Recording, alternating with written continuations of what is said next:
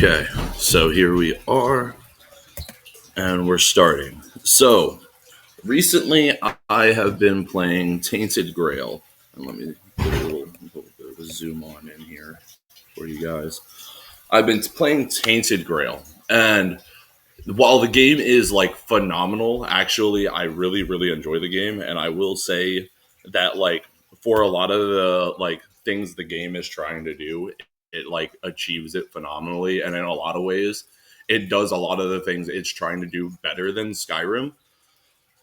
But at the entire time I was playing the game, I just couldn't shake this feeling that like the game felt inferior. Like it obviously wasn't. Like the mechanics, like I would say the leveling system between putting perks into certain skills and then also getting skills on a skill tree and everything. Uh I like it so much better than actual Skyrim's just straight like putting like getting perks on like a skill tree and everything like in that level up system. I do like it a lot more. I like it a lot more that it's more punishing. I like it that it has like the cutscenes are better. I like that the character writing's better. The world feels actually packed with shit to find and do. Like there were so many times during my playthrough of Tainted Grail where like I actually was like kind of in awe at the things that I found. I was like, holy shit, what is this? Like actually that's crazy they put this here. Along with like the gear you find and everything. I really like that the gear, like everything is named. There are like full sets of gear. Now while you don't have like I kind of wish that they had like full set bonuses, but there are set bonuses. So like you can mix and match your sets and everything and upgrade those as you go along. And like instead of being like, okay, I found the Mages College, so this is where I go to like learn spells and everything. You kind of just find spells in the overworld in Tainted Grail, and they're kind of rewards for like finishing harder bosses or like overcoming certain challenges, which is fine and that works and everything. And that's still not even the reason that I'm getting into why it feels like it's Diet Skyrim. So like as I was playing, I like thought about it a little bit more and more. And like as I was thinking about it, I was thinking about this game here as well, Kingdom Come Deliverance 2, and how while I was playing Kingdom Come Deliverance 2, it's literally doing the same thing that both Tainted Grail and Skyrim is doing, but it's doing it better. And I never once thought it was an imitation. It never once felt like an imitation to me. And I was really wondering, like, why that is. Why does this feel like a cheap imitation? Or not? That's not even true. It doesn't feel like a cheap imitation's the bad way to describe it. Um, it feels like almost inferior, even though it's not. So I was really like trying to get into it, and because it's not just nostalgia, because then I would have felt the same way about Kingdom Come Deliverance 2 here. And I think it has three reasons exactly why I feel this way and why I feel like this game could do a couple of things better to really like immerse you in the world a bit more and like really cradle you and make you feel like you're part of this world instead of just playing a video game. And I really think that's like where it lies, is like in the actual immersion of the game. Um and honestly, a couple of the things that I'm even going to get into, Skyrim doesn't even do. That's why I put the Oblivion remake right here, because some things that both Tainted Grail and Skyrim don't do, Kingdom Come Deliverance 2 and Oblivion remake do fucking phenomenally. So like we're going to get into it. And first we're going to start off by really defining like what I think these games genre actually is. And like I hear you saying, "Oh, they're action adventure RPGs." Like that's pretty fucking obvious. Like what are you doing here? Um, excuse me. And while you're right, you're also not 110% right.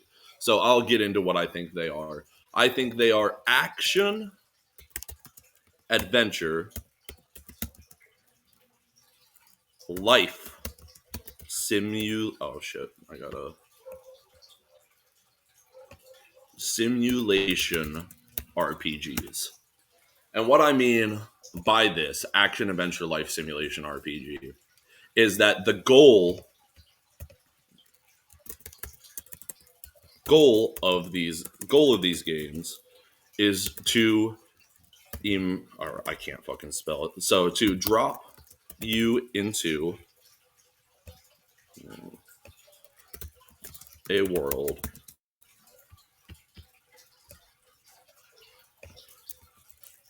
and let you explore and live there.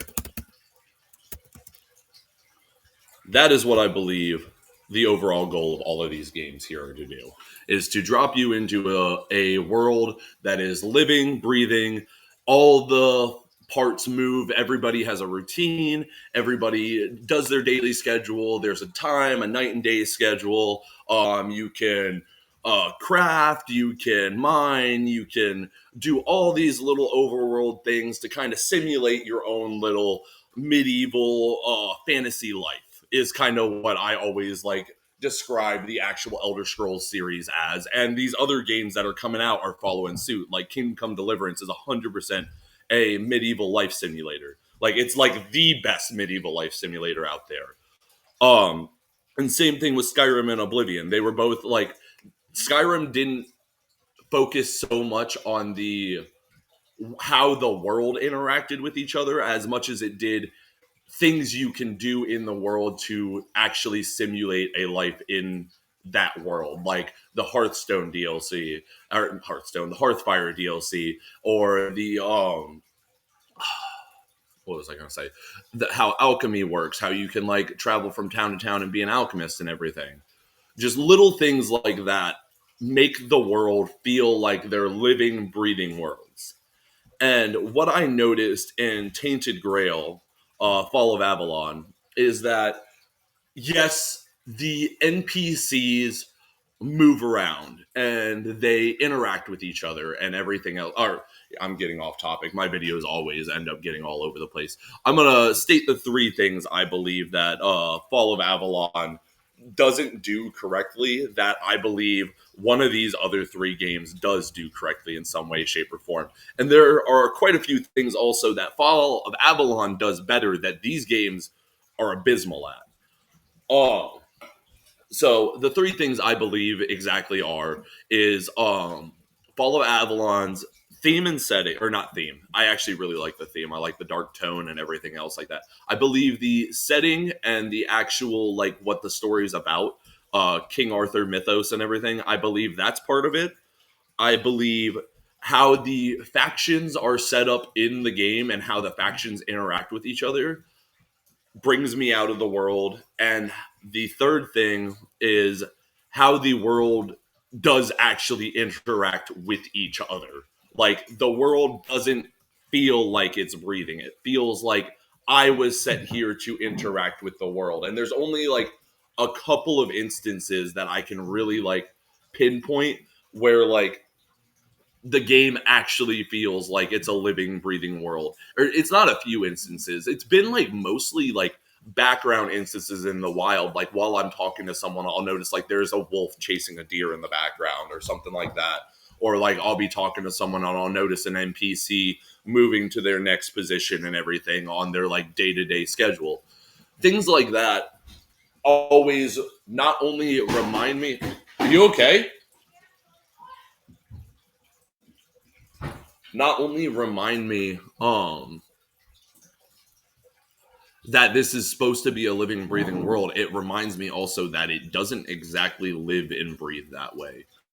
Uh, but we're going to get into it point by point. So I'm going to start with the theme. The theme of the King Arthur mythos and everything like that, while I do like the dark take and I like the dark tone and everything else that the game has been going for, I don't like that the setting is based off of real world mythos, because not only do I not know a lot about the King Arthur mythos, which could encourage me to go look it up and learn more about it, which is a good thing actually. Um, I don't feel inclined to do that, so I kind of constantly feel like I'm like out, like I'm on the outside, like I should be understanding the subversions or references, but I don't.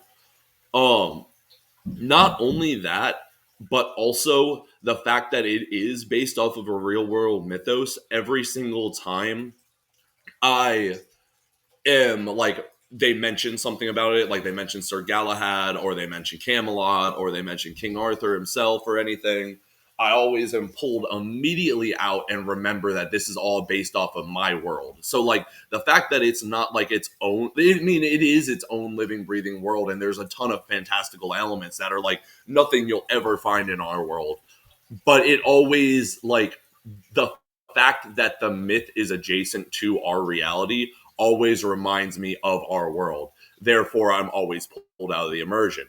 And Kingdom Come Deliverance 2 also does this. So I hear you saying, why isn't that one Diet Skyrim? Because of that, Kingdom Come Deliverance 2 does two things that this game does that I think the third thing that Kingdom Come Deliverance nails gives it the pass that Avalon doesn't get.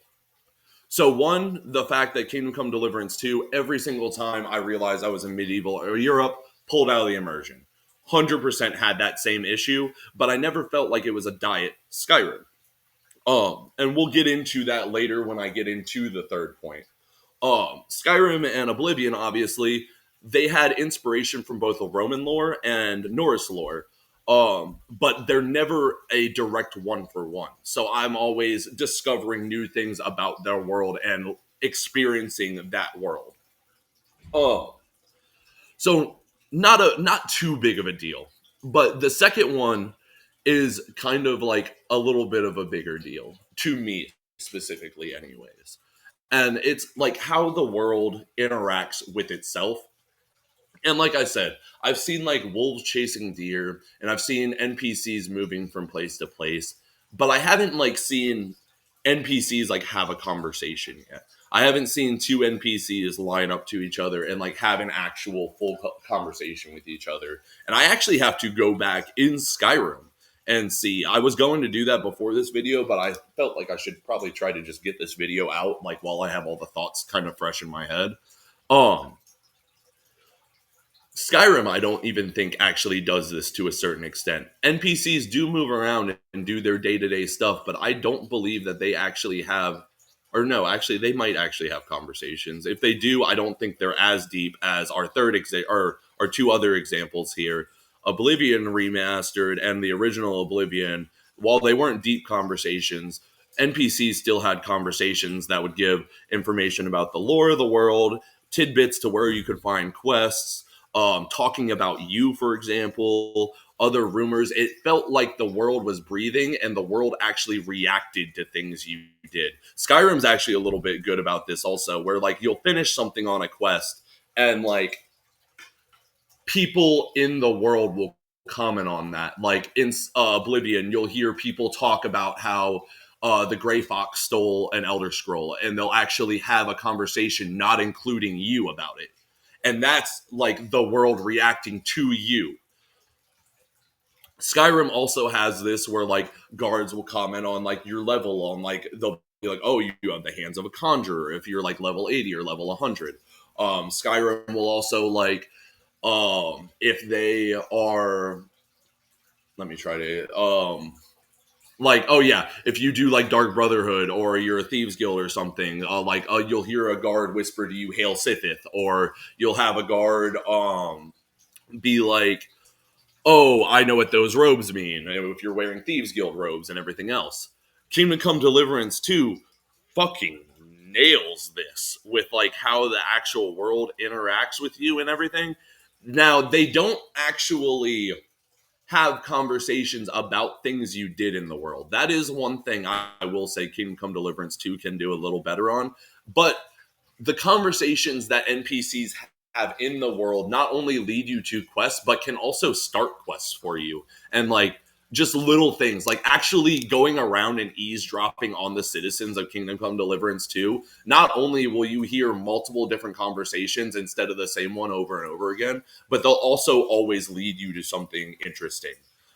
I have only found two instances, and they were in the bar in Tainted Grail of NPCs actually having a conversation, and it wasn't a natural conversation. It's one that's actually activated by the vicinity of the character. And while that's fine, that doesn't hit the same immersion as these two, and that's where I really started to notice like the diet.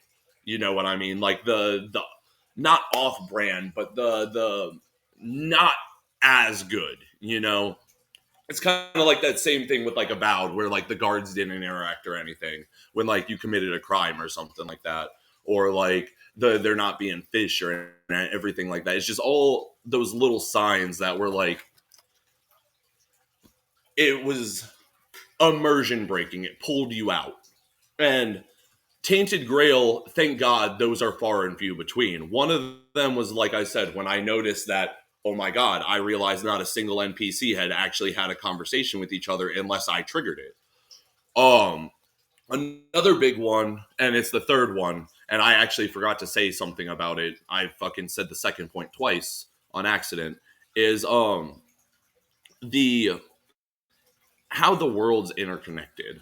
The fact that it's multiple maps instead of just one big map that you can explore and like you can toggle between maps immediately pulls me out of the immersion that I'm in a world. It immediately makes me feel like in a video game. And I actually thought of a couple of things. Like Kingdom Come Deliverance 2 also does this. And that's why I said Kingdom Come Deliverance 2 does actually two things on this list. And it's that third one, the one that it nails, how the world actually interacts with each other and also responds to you is where it gets the pass because it not only in Kingdom Come Deliverance 2 will NPCs talk to each other. They will comment on how you smell. They will comment on your appearance. They will comment on if you're dirty or not. They will deduce if you've committed a crime if they saw you in the area. They will oh god, the number of things they'll pick things up off the ground if you drop them and they're valuable. They are living breathing people. They're not just NPCs and it shows. And that's one thing that I feel like Tainted Grail unfortunately misses. And because it misses that, it pulls me out of the immersion and feels diet, as to say. And now Skyrim also doesn't do a lot of this, but Oblivion does. And I've actually wanted to make a video about how Elder Scrolls games have been pulling away from this half of what makes their games great. They're focused on this half, the action adventure, and I actually even forgot to add a part in here. I would say their action adventure, uh, life simulation exploration RPGs. Excuse me. Oh, so sorry, I missed my point. But yeah, I would say that Bethesda has been getting away from this part, and this is the part that actually impresses people. Because yes, you can make an action adventure game. Anyone can make an action adventure game. This is the part that makes these games great and makes them replayable over and over and over again. I can go into Skyrim and live my life as a traveling potion merchant. I can do no fast travel. I can walk town to town, have basic armor, pick flowers all day long, and just make potions and sell money. And it's a perfectly viable way. I can get almost all the way to level 30. I've done it before. And you can make an actual broken character doing it too. And it's actually kind of insane. And you don't even have to touch a single quest. And you can just live a day-to-day life. And it's insane the amount of things that you'll actually encounter in that game when you play it that way over playing it like, okay, I port here, I do this quest, I get to my objective. Okay, I port over here, I turn the quest in. Okay, they gave me another quest. Okay, we're going down the list, we're going down the quest list, we're going down the quest list. If you take a step back and actually live and breathe and experience these worlds, and even this world here, they give you a fulfillment and richness that you actually cannot find in any other game. There's not another game out there that does it. Like literally. And that's what's been missing from Tainted Grail. And it's strange to me specifically, because like Tainted Grail nails so many other things. The build in the game is great. Between the gear, skills, and perks is amazing. Um, the way you explore the world, literally every single inch of the world, it feels like I'm discovering something new or putting some new part of a puzzle together and uncovering new gear, and like just the balance is super good. It feels like I'm never like too overpowered. I feel overpowered in the right way.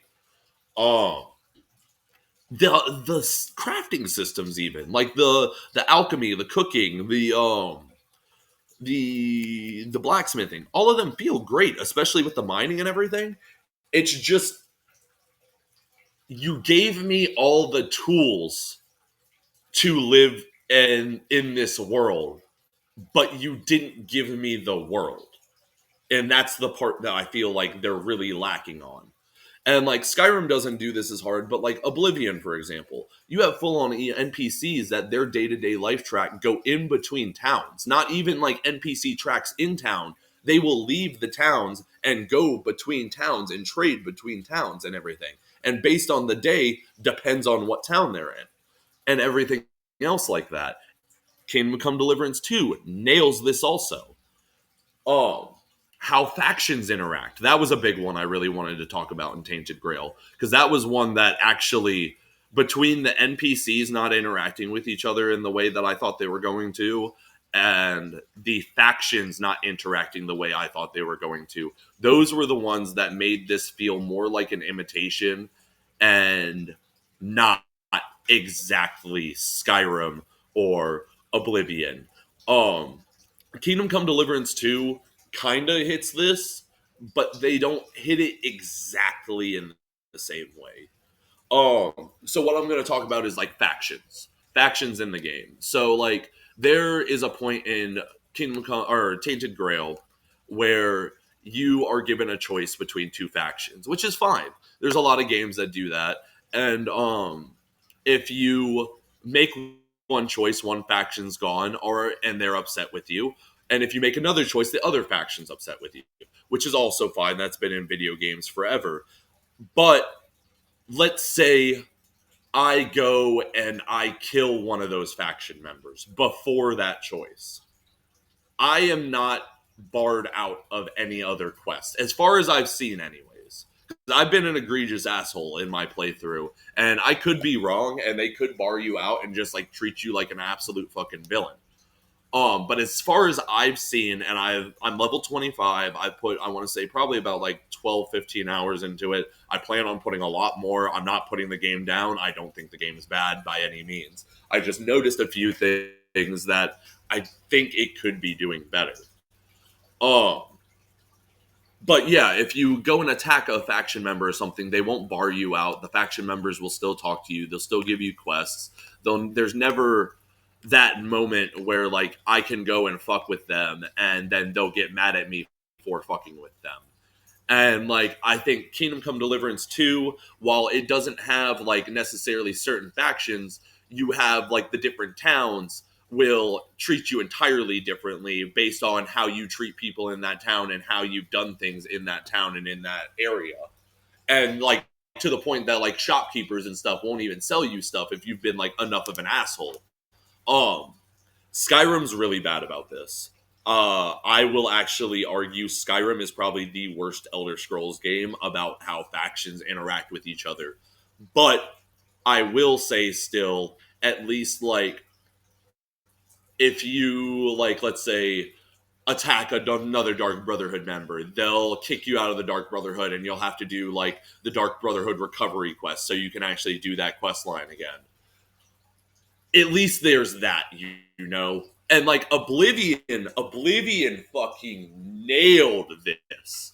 Like I actually can't believe the difference between the factions in the two here. Like the Thieves Guild, for example. Like, not only if you murder someone on a job will you be kicked out, obviously, or you attack another Thieves Guild member, you'll be kicked out, obviously. But if you're caught stealing from a beggar, you're kicked out. Like, that's one of the rules. You're gone. You're done. That it does so much more for the world building than, oh, I attacked this guy. No, we have rules, motherfucker. We heard what you did. you need to pay the consequences.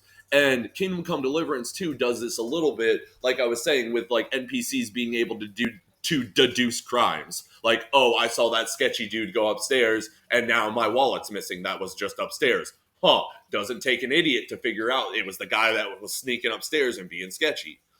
Like, things like that actually make the world breathe and feel alive and actually, like, feel like a world that I'm living in and, like, doing day-to-day tasks.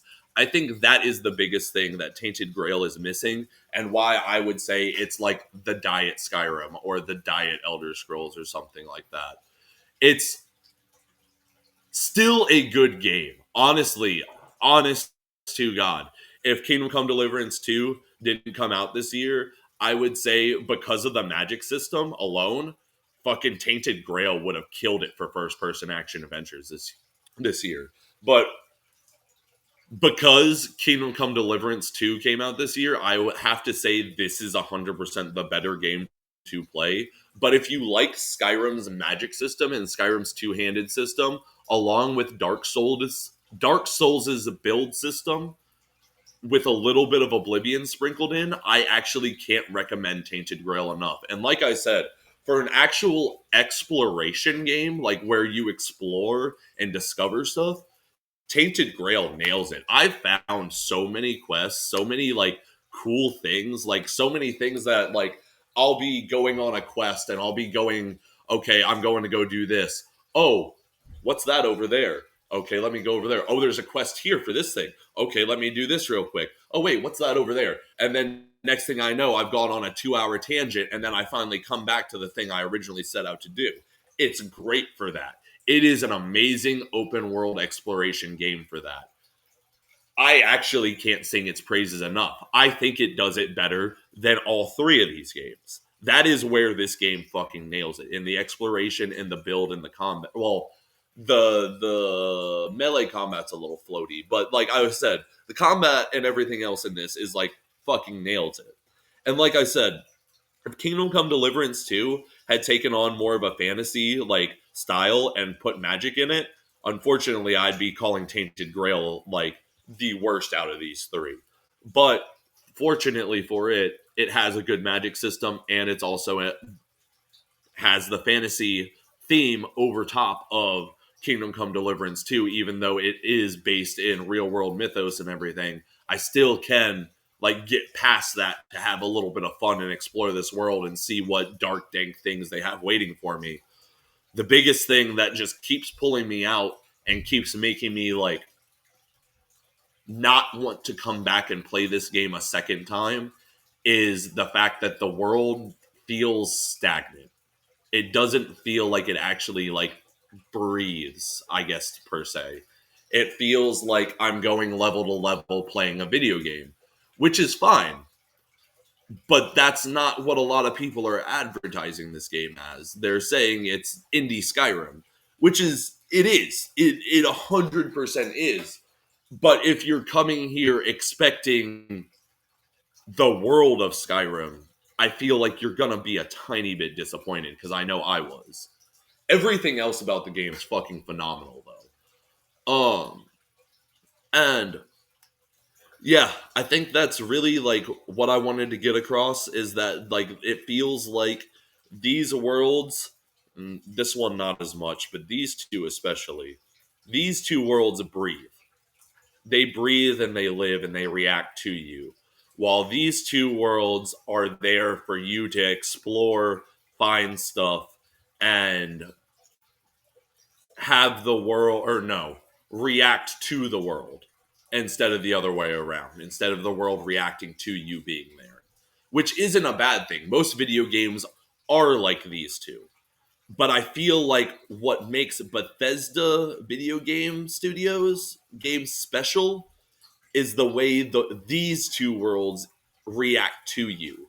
And it's the same reason why people to this day really love New Vegas, is because the way that world reacts to you and to your choices in it. And I feel like this game really falls short in that aspect. I could be wrong. I could be putting my foot directly in my mouth. Um, I've only gotten past the Horns of the South. I intend on playing it a lot more. And coming back with an updated video. It will either be like a 3-second video saying I was right, or a hour or 30-minute fucking video of me going through this video and breaking down exactly why I'm wrong. Anyways, guys, that's all I got for today. If you like the video, like it. If you want to support the channel, go play my games over on Steam or itch.io. I'll have a link in the description. There's also a link on my channel. Anyways, I think that's really it, guys. Peace, peace.